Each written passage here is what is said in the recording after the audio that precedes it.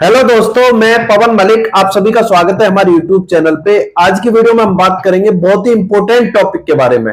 आज हम बात करेंगे, जैसे आप देख रहे हैं Yamuna express way, Yamuna city जो है वहां पे चाहे अथॉरिटी के प्लॉट हो, उनके रेट किस तरीके से बढ़ रहे हैं, चाहे वो फिर उसके बाद बिल्डर की टाउनशिप के प्लॉट हो, उनके भी रेट किस तरीके से बढ़ रहे हैं, ये आप देख सकते हैं। क्या ये रेट जो बढ़ रहे हैं वो जायज है? इस तरीके से रेट बढ़ने चाहिए?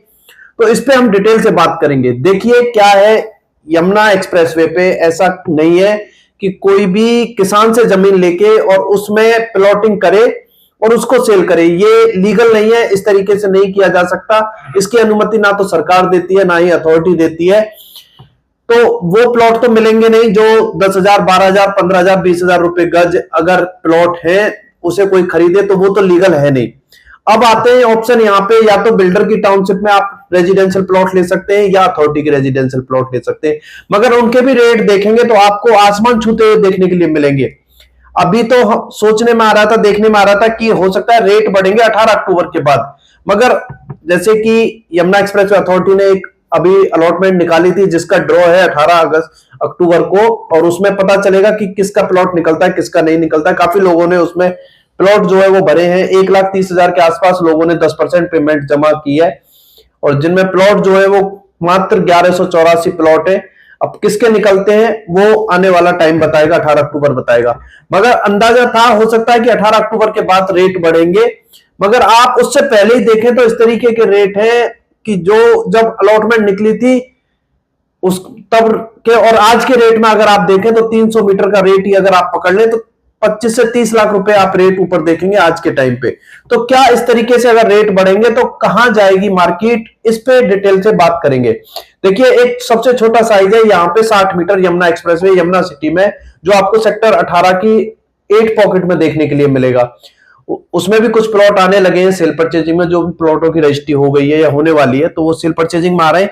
तो वहां पे आप देखेंगे कि 60 मीटर के प्लॉट का रेट 55 लाख से लेकर 65 लाख के आसपास है। यहीं पे उससे बड़ा साइज है 120 मीटर, जो एक मिडिल क्लास फैमिली के लिए सफिशिएंट होता है। ठीक साइज जो माना जाता है वो 120 मीटर का साइज माना जाता है। वो भी अगर आप देखें तो 1 करोड़ के आसपास आपको देखने के लिए मिलेगा यमुना एक्सप्रेसवे पे, चाहे वो सेक्टर 22 में हो या सेक्टर 18 में हो। यहीं पे अगर बात करें फिर उसके बाद हम 162 मीटर, तो उसका भी प्राइस अगर आप देखें तो आपको 1 करोड़ 20, 25, 30 लाख के आसपास उसका भी प्राइस देखने के लिए मिलेगा। और 300 मीटर की हम बात करें तो आपको 1 करोड़ 80 लाख से लेके और आपको 2 करोड़ 50 लाख तक भी प्लॉट देखने के लिए मिल जाएंगे। अगर यही हम बात करें अब से 4-5 महीने पहले की, तो 500 मीटर का प्लॉट जो है वो 2 करोड़, 2 करोड़ 10 लाख, 2 करोड़ 15, 30 लाख रुपए में आपको जनरल प्लॉट जो है वो मिल जाता था। और यहीं पे 4-6 महीने में ऐसा क्या हो गया कि आपको 300 मीटर का प्लॉट इस रेट में देखने के लिए मिल रहा है। तो क्या अगर इस तरीके से रेट बढ़ेंगे, देखिए सच्चाई तो यह है कि यमुना एक्सप्रेसवे ठीक है कि वहां पे आने वाले टाइम में आप देखेंगे तो आपको अच्छी अपॉर्चुनिटी जो है वो देखने के लिए मिलेगी। एक अच्छा वातावरण, एक अच्छा शहर जो है वो देखने के लिए मिलेगा आपको। एयरपोर्ट भी, फिल्म सिटी भी, बड़ा एक एजुकेशन हब, और वहां पे आप देखेंगे तो काफी इंडस्ट्री जो है, काफी आप देखेंगे तो इंडस्ट्रियल सेक्टर आपको देखने के लिए मिलेंगे। यानी कि सभी तरह की सुविधाएं उस शहर में आपको देखने के लिए मिलेगी। पोर्ट टैक्सी, मेट्रो वगैरह ये सब आपको देखने के लिए मिलेगी। ये सब सच्चाई है, मानते हैं हम भी, मगर यह भी सच्चाई है कि आने वाले अभी वहां पे 5-6 साल, 10 साल भी अच्छे तरीके से लोग नहीं रह पाएंगे, क्योंकि जब तक वहां पे अच्छे से काम नहीं होगा तब तक लोग नहीं रहेंगे। अगर इस तरीके से अभी रेट होंगे, 300 मीटर का 2 करोड़ का रेट हो गया और 60 मीटर का आपका 55-60 लाख रुपए का रेट है, इससे अच्छा तो लोग ग्रेटर नोएडा में आज के टाइम पे प्लॉट खरीद लेंगे। देखिए, ये भी तो देखना है कि 10 साल तक रहने का भी हिसाब, एक ठीक है इन्वेस्टमेंट की जगह है, ठीक है, होने को यह भी हो सकता है कि एक बार एयरपोर्ट स्टार्ट होने के बाद चीजें रुक जाएं, नहीं मौके पे देखने के लिए मिले, ये भी तो हो सकता है। तो एक चीज के दोनों ही पहलू है। रेट को इस तरीके से नहीं जाना चाहिए कि जिस तरीके से जा रहा है। रेट अगर एक मजबूती के साथ जाएगा कि हाँ महीने के बढ़ गए 5 लाख रुपए या 2 लाख, 3 लाख, या इस तरीके से धीरे धीरे रेट बढ़ेंगे तो वो एक मजबूती के साथ बढ़ेंगे। अब यहाँ पे क्या है, कुछ तो फाइनेंसर और कुछ जिनके प्लॉट है, एक ये भी सच्चाई है। देखिए, प्लॉट लेने वाला हमेशा चाहता है कि मुझे कम रेट में चीज मिले, और जिनका प्लॉट है वो हमेशा चाहते हैं कि हमारा ज्यादा रेट में बिके। अगर किसी का कॉल आता है या कोई अपने प्लॉट के बारे में पूछते हैं, अगर प्लॉट का उनका मार्केट प्राइस 1,50,55,00,000 रुपए है और उनको ये बताया जाए तो उन्हें लगता है कि वो गलत रेट बता रहे हैं। वो कहते हैं जब 2 करोड़ का रेट होगा तब हम अपना प्लॉट सेल करेंगे। और खरीदने वाले हमेशा चाहते हैं कि चीजें हमें 1 करोड़ 20, 25, 30 लाख रुपए में मिले। अभी जिनके प्लॉट नहीं है उनको अगर रेट बताए कि इस तरीके के रेट है, वो कहेंगे अभी तो 10 दिन पहले ये रेट थे, इतनी जल्दी इतनी तेजी आ गई। और जिनके प्लॉट यहाँ पे हैं उनको अगर बताएं कि आप इस रेट में अपना प्लॉट सेल करना चाहते हैं कि नहीं अभी तो इतने ऊपर रेट थे, हमें तो कल ही कॉल इतने का आया है। तो ये जो मार्केट जा रही है कहीं ना कहीं गलत दिशा में जा रही है। इस तरीके के रेट नहीं होने चाहिए। ऐसा नहीं है कि बहुत जल्दी लोग वहां रहना भी स्टार्ट नहीं करेंगे और आपके प्लॉट के रेट जो है वो 5 करोड़ हो जाएंगे 300 मीटर के, ऐसा भी नहीं है, इतना भी नहीं है। हो सकता है कि अगले 2024 तक एयरपोर्ट स्टार्ट हो रहा है तब तक रेट बढ़े और उसके बाद रेट बढ़े ना और रेट नीचे आने लगे, ये भी हो सकता है। तो दोनों ही पहलू है एक चीज के। ऐसा नहीं है कि रेट हमेशा बढ़ते ही रहेंगे और नीचे आपको नहीं देखने के लिए मिलेंगे। तो आप सोच समझ के इन्वेस्ट करें, ये भी देखें कि किस तरीके से रेट बढ़ रहे हैं। इससे अच्छा ग्रेटर नोएडा भी ऑप्शन है, आप वहां पे रह भी सकते हैं। अगर 120 मीटर का प्लॉट देखें यमुना में आपको 1 करोड़ के आसपास देखने के लिए मिलेगा और वही प्लॉट अगर आप देखते हैं ग्रेटर नोएडा में तो आपको हो सकता है कि 1 करोड़ 20-25 लाख रुपए में ये प्लॉट देखने के लिए मिल जाए 120 मीटर का। 60 मीटर के प्लॉट आपको 65-70 लाख रुपए में तो ग्रेटर नोएडा में भी देखने के लिए काफी सेक्टरों में मिल जाएंगे, जहां पे आज आप बना के तुरंत रह सकते हैं। अच्छी रोड वगैरह सभी तरह की सुविधाएं आपको मिलेंगी और यमुना में इस तरीके के रेट है।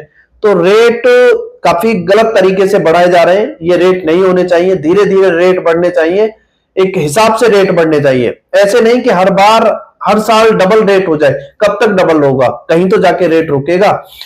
तो आप अपने हिसाब से देख सकते हैं। और भी काफी तरह की प्रॉपर्टी है, एक ये नहीं कि अथॉरिटी के प्लॉट, एक बिल्डर की। आप बिल्डर की टाउनशिप ले लीजिए गौर सिटी में, गज का रेट जो है वो आपको 65, 70, 75 हजार रुपए गज के आसपास का रेट देखने के लिए मिलेगा। अगर मीटर में निकाले तो आपको लाख रुपए मीटर के आसपास ही रेट पहुंच जाता है। अगर आज का ही ये रेट है तो आने वाले टाइम का क्या रेट होगा।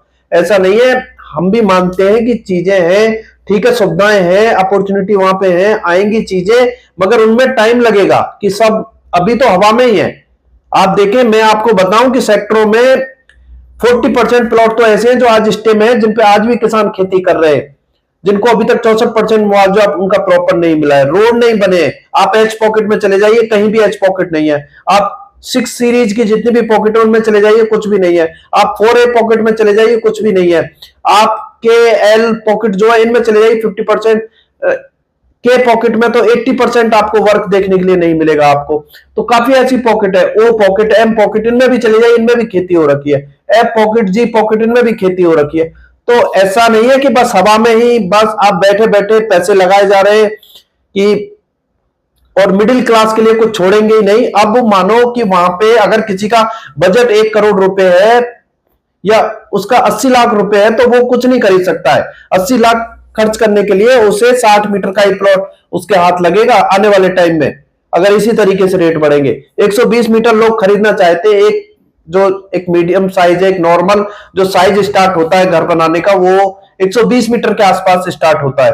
अगर उसी का रेट कुछ दिन में आप 1 करोड़ 20 लाख 25 लाख 30 लाख पहुंचा देंगे तो वो लोग तो कुछ खरीद ही नहीं पाएंगे।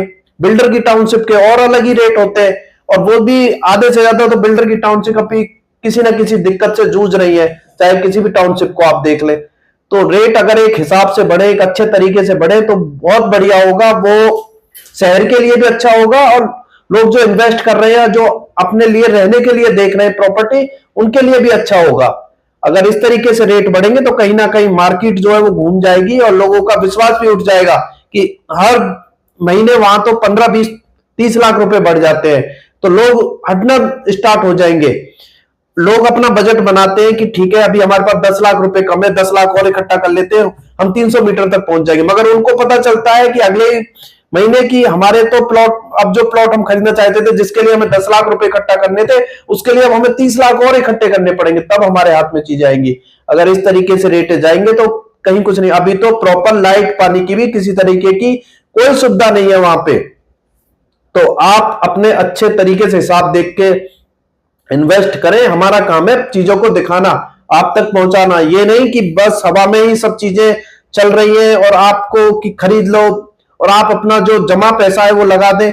कहीं ऐसा ना हो कि एयरपोर्ट स्टार्ट हो जाए, बाकी सब चीजें फिर नीचे आपको आते हुए देखने के लिए मिले। तो सभी चीजों को ध्यान में रखते हुए आप इन्वेस्ट करें, अच्छी जगह पे इन्वेस्ट करें। हम भी मानते हैं कि आने वाला भविष्य है इस शहर का, एक एनसीआर में सबसे अच्छा शहर ये बसेगा, टाइम लगेगा मगर इन सब चीजों में। और इस तरीके से अगर रेट बढ़ेंगे तो हो सकता है कि आपको काफी इंतजार करना पड़ जाए पैसा लगाने के बाद। हो सकता है आपको 5 साल, 6 साल, 8 साल, 10 साल तक आपको इंतजार करना पड़ सकता है, क्योंकि अभी बस जो डेवलपमेंट आपने देखा हो 1 साल पहले वही डेवलपमेंट है, कोई डेवलपमेंट में चेंज नहीं आया है किसी तरीके के में भी अथॉरिटी के। आप चाहे सेक्टर 18 चले जाए, सेक्टर 20 चले जाए, या किसी भी सेक्टर में चले जाए, जो आपने डेवलपमेंट देखा हो 1 साल पहले वही डेवलपमेंट आज है। ना कहीं रोड बने, ना कहीं कुछ काम हुआ है, जो काम हो चुका है वही काम हो रखा है वहां पे। अथॉरिटी भी अपना आगे का वो देख रही है। सेक्टर 16 अभी क्या है, सेक्टर 16 में, सेक्टर 16 में जमीन पे खेती हो रखी है और कुछ नहीं है। सेक्टर 16 कहीं कोई रोड नहीं, कोई जमीन की अलॉटमेंट नहीं, किसानों से जमीन तक नहीं ली गई है सेक्टर 16 में अभी। मगर इस तरीके से लोगों ने भर भर के वो अप्लाई करते हैं। हमारा काम है आप तक जानकारी पहुंचाना, आप तक अलॉटमेंट के बारे में बताना, मगर ये नहीं कि एक ही घर से 5-5, 6-6 एप्लीकेशन आप लगा दे रहे हैं उसमें। एक तरीके से अगर हम चीजों को बता रहे हैं तो इसका मतलब ये नहीं है कि आप बस आंख बंद करके ही अपना बस अप्लाई करना है, यही काम करना है। आप पहले चीजों को देखें कि किस तरीके से है, डेवलपमेंट हुआ है, कितना डेवलपमेंट हुआ है। सेक्टर 17 है, कब की अलॉटमेंट है, आज तक किसी की रजिस्ट्री नहीं हुई है सेक्टर 17 में।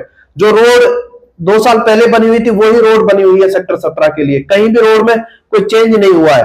तो आप इन सब चीजों को देखें, मौके पे क्या हो रहा है क्या नहीं हो रहा है, तब आप आगे इन्वेस्ट करें।